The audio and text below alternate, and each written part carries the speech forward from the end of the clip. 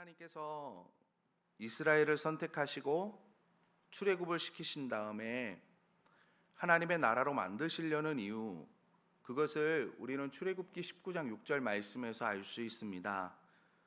너희는 내게 대하여 제사장 나라가 되며 거룩한 백성이 되리라. 너는 이 말을 이스라엘 자손에게 전할지니라. 아멘.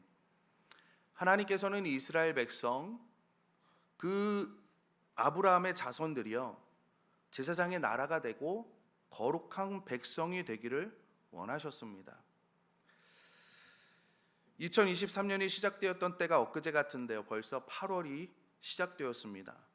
이제 다음 달 9월이면요 추석 한가위가 다가옵니다. 시간이 정말 빠른 것 같습니다.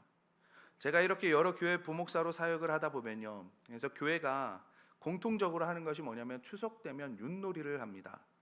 윷놀이를 하는데요, 이게 똑같은 윷놀이인데 교회마다 규칙이 조금씩 다 다르더라고요. 그래서 윷놀이를 하기 전에 사람들이 모여서, 성도님들이 모여서 서로 이야기를 하면서 규칙을 이렇게 만들고 시작을 합니다. 그러지 않으면 너무나 복잡해지는 일이 벌어지기 때문에 그렇죠. 여러분, 우리가 세상을 살다 보면요, 원칙이라는 것들이 있습니다.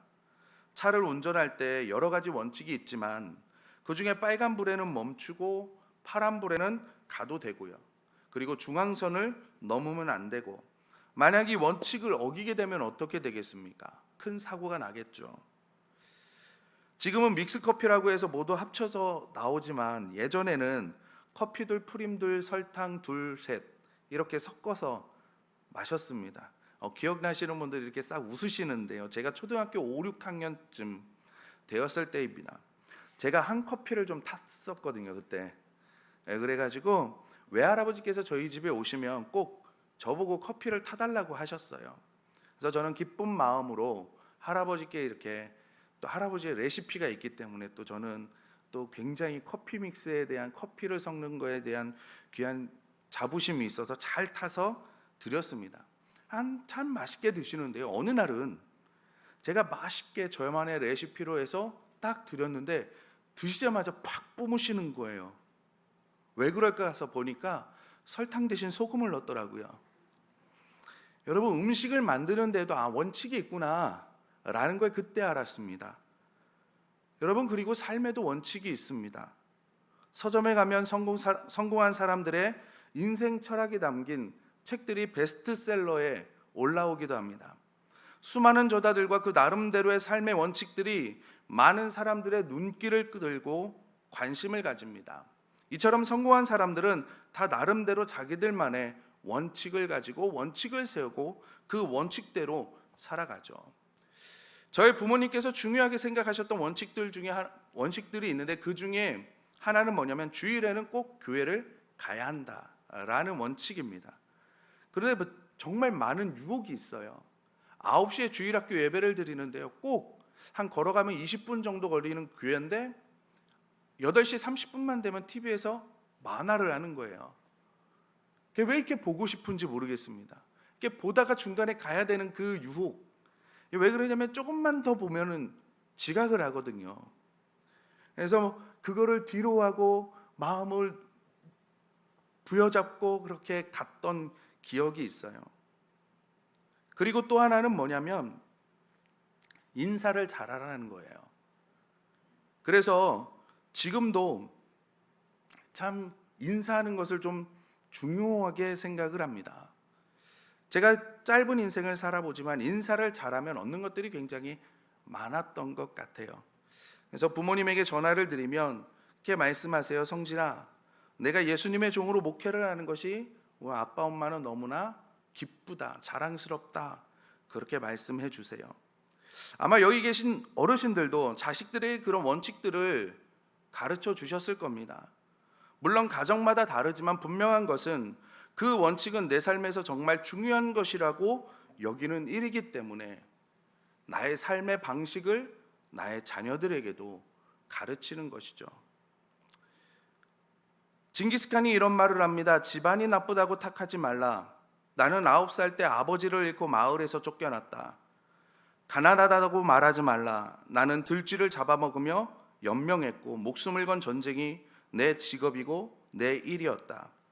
작은 나라에서 태어났다고 말하지 말라. 그림자 말고는 친구도 없고 병사로만 10만, 백성은 어린애 노인까지 합쳐 200만도 되지 않았다.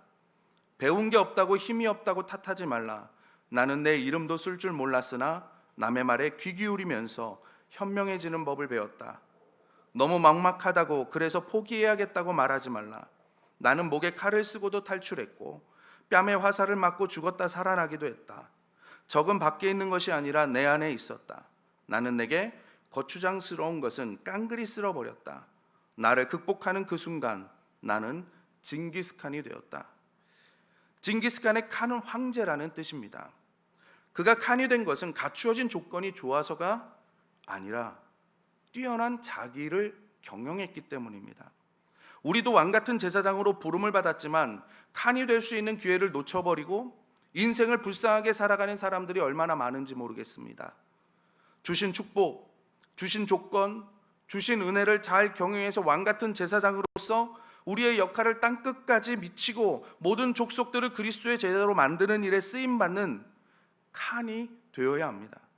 그리스도 안에서 생명의 칸이 되는 사람, 주어진 것들을 잘 경영하는 사람이 하나님 나라를 위하여 왕 같은 제사장으로 쓰임받게 될 것이고 이것이 저와 여러분의 앞날이 될 줄 믿습니다. 여러분, 그렇다면 은혜를 받은 사람들은 어떻게 살아야 합니까? 저와 여러분은 어떤 삶의 원칙으로 살아가고 있습니까? 어떻게 하면 받은 바 은혜를 소멸시키지 않고 증대시켜서 주변과 나눠주는 사람이 될 수 있겠습니까? 분명한 것은 신앙이 무너지면 삶의 모든 부분들이 함께 무너지기 시작한다라는 겁니다. 사무엘상 하를 보면 두 명의 왕이 나옵니다. 초대 왕인 사울은 사울과 사울의 뒤를 이은 다윗 왕입니다.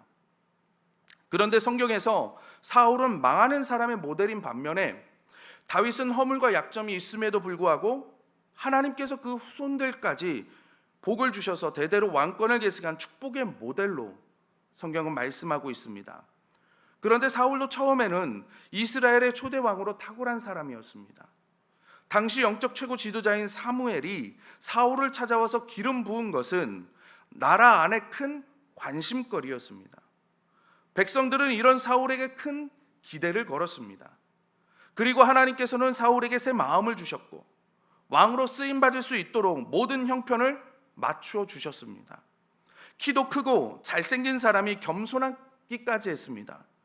하나님도 그리고 사울 본인도 그리고 백성들도 이 사람이 초대 왕으로 부족함이 없음을 인정할 만큼 사울 왕은 멋지게 출발하였습니다.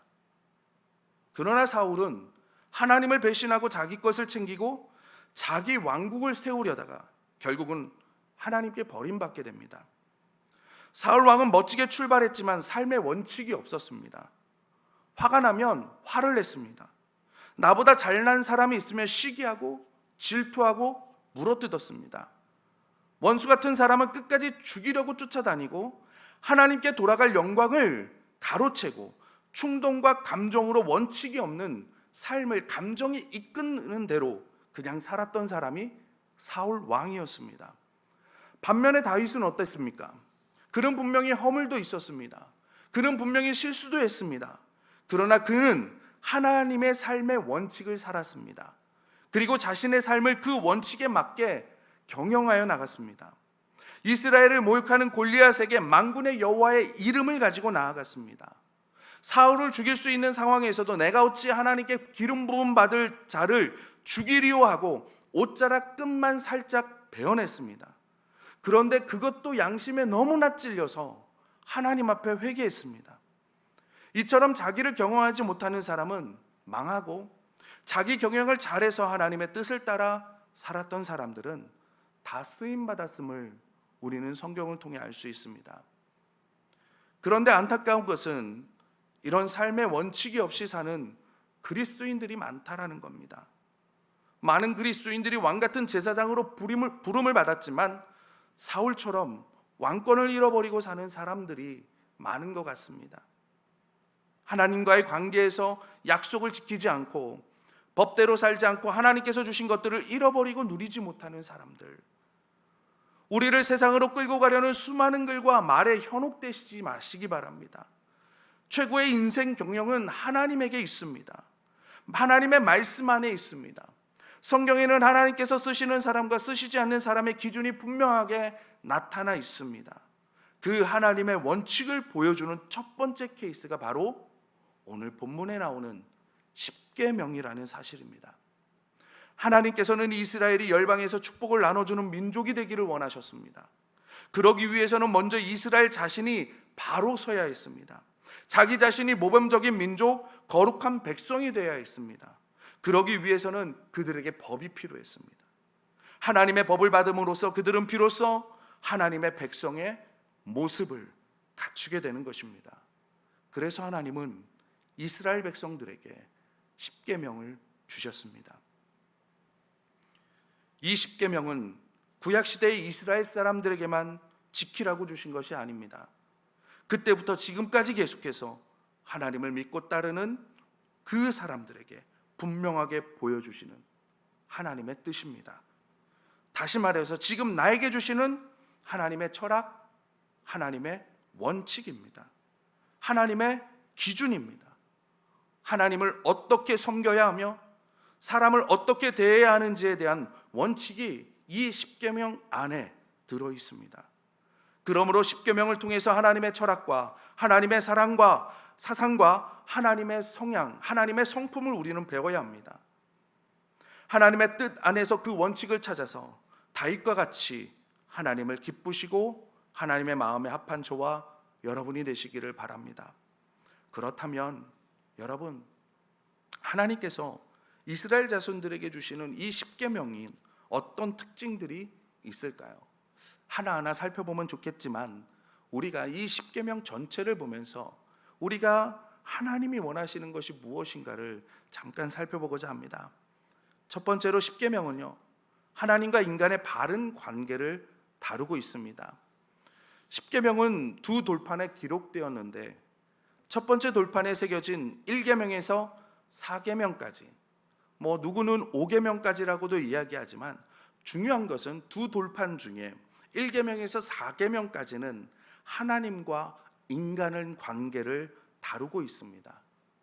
하나님의 백성들이 하나님과의 관계에서 지켜야 할 것, 그리고 두 번째 돌판에 새겨진 내용은 5계명에서 10계명까지인데 사람이 사람들에게 지켜야 할 계명들이 기록되어져 있습니다.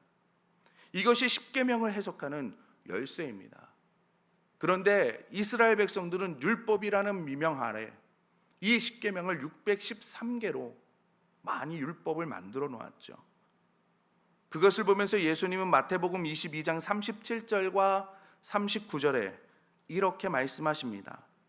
예수께서 이르시되 내 마음을 다하고 목숨을 다하고 뜻을 다하여 주 너의 하나님을 사랑하라 하셨으니 둘째도 그와 같으니 내 이웃을 내 자신과 같이 사랑하라 하셨으니. 아멘. 주 너의 하나님을 사랑하라. 그리고 내 이웃을 내 자신과 같이 사랑하라. 그러니까 십계명을, 그 십계명에 딸린 모든 율법을 딱 두 가지로 요약을 하면 하나님을 사랑하고 이웃을 사랑하라는 것입니다. 여러분, 우리 출애굽기 20장 1절에서 2절 말씀 다 같이 한번 읽어보도록 하겠습니다. 한번 다 같이 읽겠습니다. 시작. 하나님이 이 모든 말씀으로 말씀하여 이르시되 나는 너를 애굽 땅 종 되었던 집에서 인도하여 낸 내 하나님 여호와니라. 아멘. 하나님은 이스라엘 자손들과 언약을 맺고요, 나는 너희의 하나님이다, 너희는 내 백성이다 라고 말씀하십니다. 하나님께서 내가 누구다 라고 자신을 먼저 계시하기 시작을 합니다. 그러니까 이게 무슨 말입니까? 너희들은 내 백성이라는 겁니다. 그리고 나는 너희들의 왕이 되겠다라는 거죠. 종주권 조약이라고 합니다. 모든 사람들을 위해 주는 법이 아니고 구속한 하나님의 백성들에게만 주는 선물입니다. 사사기의 마지막 장을 보면 이렇게 끝을 맺습니다. 그때 이스라엘이 왕이 없으므로 사람이 각기 자기의 소견에 옳은 대로 행하였더라. 이 사사기 때의 특징은 왕이 없어서 자기 소견에 옳은 대로 행하던 시대라고 성경은 고발을 합니다. 이것이 사사시대의 특징입니다. 왕이 없던 시대가 아니라 하나님이 왕 취급을 받지 못하는 시대입니다. 이들이 사울을 왕으로 요구할 때 말합니다. 우리에게 왕이 없어서 주변 나라들이 우리를 너무나 힘들게 한다. 우리가 약한 이유는 왕이 없기 때문이다. 우리가 고생하는 이유는 왕이 없기 때문이다. 우리가 많은 것들을 빼앗기는 이유가 왕이 없기 때문이다 라고 말합니다. 그런데 이스라엘 백성들에게는 왕이 없는 게 아니라요, 이스라엘 백성들이 하나님을 왕 취급을 하지 않기 때문에 이런 일이 생기는 거 아닙니까? 여러분, 우리에게 예배가 얼마나 귀합니까? 그런데 사울을 한번 기억해 보십시오. 사울이 사람들 이목 때문에 자신의 부귀영화를 위해서 스스로 제사를 드리잖아요. 결국은 그것 때문에 하나님께 버림받은 왕으로 남게 됩니다. 하나님께서 이스라엘 백성에게 애굽 땅에서 인도하여 내신 분이 하나님이므로 하나님의 말씀을 들으라고 하십니다. 너는 구원받은 사람이다. 너는 십자가에 달린 예수를 믿음으로 내 자녀가 되었다. 이렇게 말씀하십니다. 종되었던 땅, 너는 그곳에서 노예로 살았고 고아와 같이 살며 평생 끌려다니며 살았지만 내가 너를 구원해서 내 아들, 내 장자, 내 후사로 세웠다라고 하나님께서 말씀해 주십니다. 그리고 지금부터 너는 내 마음대로 살지 말고 내 말을 잘 듣고 순종해야 된다라고 말씀하시는 것이 첫 시작인 겁니다. 하나님과의 코드를 맞추면 하나님의 원칙을 아는 게 중요하지 않겠습니까? 구원받은 저와 여러분은 예수 그리스도를 믿고 구원받은 이후의 삶을 하나님께 맞추며 살아야 하는 것입니다. 여러분, 하나님과의 바른 관계 없이 사람과의 바른 관계가 유지되기 어렵다는 사실을 우리가 기억해야 합니다. 십계명은 우리 인간들이 하나님과 어떤 관계에 서야 하는지를 먼저 이야기하고 그 다음에 다른 사람과 어떻게 관계를 맺고 살아야 하는지를 말하고 있습니다. 이것이 십계명이 지향하는 가장 중요한 강조점입니다. 하나님을 모르면 사람들과의 바른 관계도 모르게 되어 있습니다. 나 자신을 사랑하는 거 그 다음이어도 충분한데 우리는 나를 사랑한다고 생각한 나머지 이웃을 미워하고 하나님을 멀리 떠나는 숱한 일들이 얼마나 많은지 모릅니다. 저도 마찬가지입니다. 저도 문득 나를 너무나 사랑하기 때문에 남들을 사랑하지 못할 때가 얼마나 많은지 모릅니다. 더 나아가서 하나님이 두 번째이고 세 번째일 때도 많은지 얼마나 모릅니다.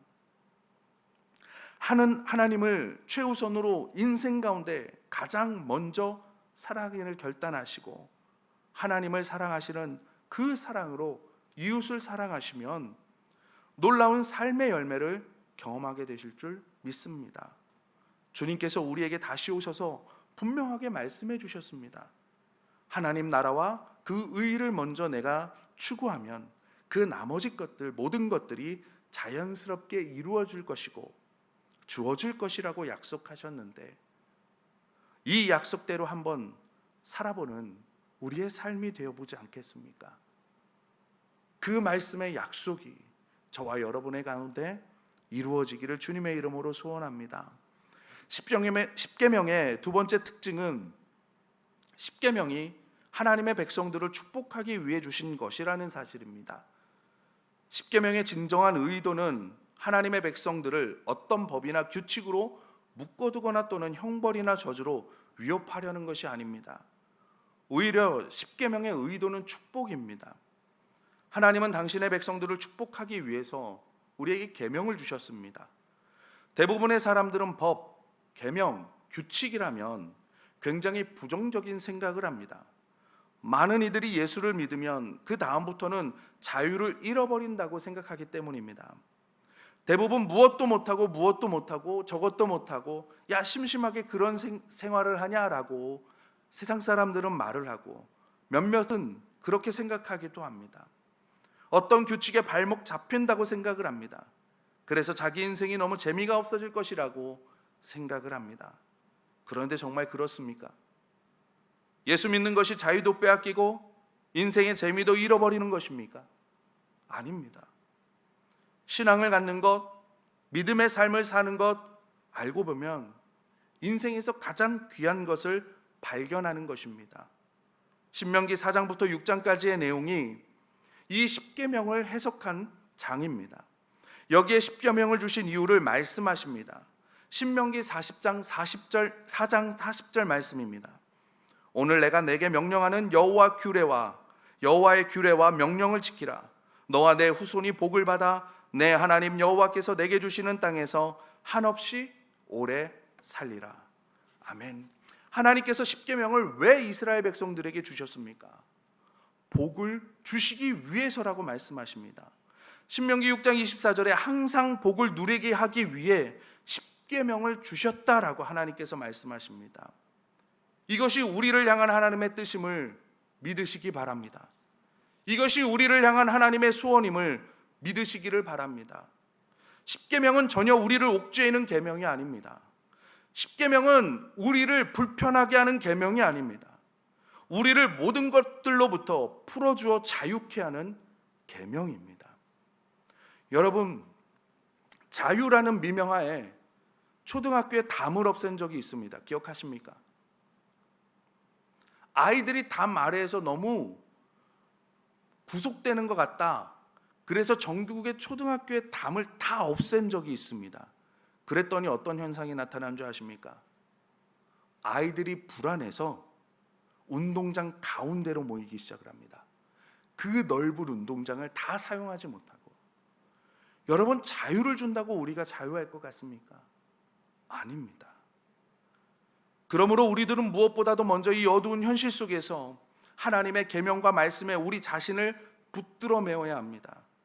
세상의 가치관이나 사람들의 말을 따르는 것은 안전한 방법이 아닙니다. 어리석은 사람일수록 누구의 말을 들어야 할지를 잘 모릅니다. 그래서 실패합니다. 어려운 때일수록 여러분, 속이는 말들이 난무합니다. 자기를 속이는 말인지 자기에게 유익이 되는 말인지 혼동하기가 쉽습니다. 여러분, 누가 사기꾼에게 잘 속는지 아십니까? 삶의 기준이 분명하지 않고 나는 잘났다라고 말하는 사람들입니다. 그러므로 우리들은 하나님의 계명과 말씀을 붙들어야 합니다. 왜냐하면 하나님의 말씀만이 우리의 길을 비추는 빛이요 우리 발의 등불이기 때문에 그렇습니다. 우리가 복받고 은혜롭게 사는 것보다 하나님이 우리와 우리 자손이 하나님의 땅에서 은혜를 누리면서 행복하게 사는 것을 하나님은 더 보고 싶어 하십니다. 우리가 하나님께 구하는 것보다 찬양의 가사처럼 우리가 하나님 앞에 기도하는 것보다 하나님은 우리에게 더 많은 응답을 해주시기를 원하십니다. 이를 위해서 이 계명을 지키라고 말씀하십니다. 이 계명은 우리를 살리고 축복을 누리게 하는 하나님의 특별한 은혜입니다. 축복입니다. 하나님께서 십계명을 주시면서 너희들 이 계명 지키나 안 지키나 내가 두고 볼 거야, 그렇게 말씀하시는 것이 아닙니다. 하나님이 이 계명을 주실 때는 내가 너희를 창조했고 나의 아들의 보혈로 너를 구원했다. 이제 너희를 열방을 향한 축복의 통로로 내가 쓸 텐데 너희가 가는 길에 너무나 많은 유혹들이 많구나. 세상에 악한 환경들이 깔려있고 악한 인간들이 있고 사단마귀들이 들끓는데 그 속에서 세상에 현혹되지 않고 살아남고 승리하는 길은 바로 이 법을 순종하는 것이다. 아무리 시대가 변하고 사람이 변해도 네가 이 법대로만 가면 너는 반드시 풍성한 삶을 누릴 것이고 그 은혜로운 축복을 너희 후손에게도 물려주게 될 거야. 나는 네가 정말 그렇게 되기를 바래 라고 말씀하시는 그 아버지의 음성이 들리십니까? 이것이 십계명을 우리에게 주신 아버지 하나님의 마음이십니다. 이 십계명을 제대로 지킬 때 성도가 성도다워집니다. 성도가 성도다워질 때 교회는 교회다워질 줄 믿습니다. 교회가 교회다워질 때 이 세상도 그 교회로 인해 변화되어질 줄 믿습니다. 그 걸음에, 그 부르심에 응답하시는 저와 여러분들이 되시기를 바랍니다.